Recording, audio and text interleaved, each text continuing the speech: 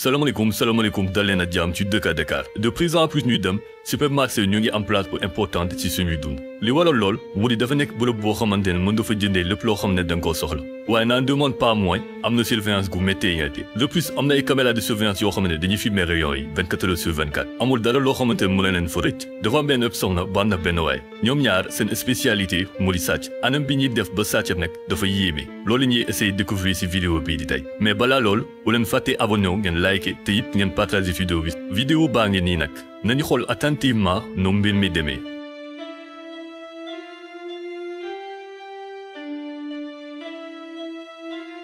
à première vue dafa nekk benn journée boo xamante ne bu normal ci biir supermarché bi.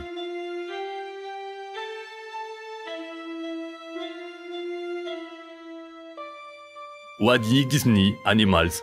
dafa am taxawaay bu suspect dafa am taxawaay bu stratégique boo xamante ne dafay couvrir femme bi nañu xool loolu.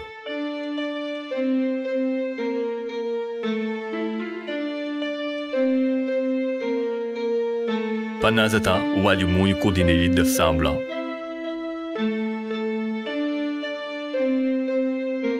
li tax scène bi gën a impressionnant mooy que coordination bi am diggante waa ji femme bi.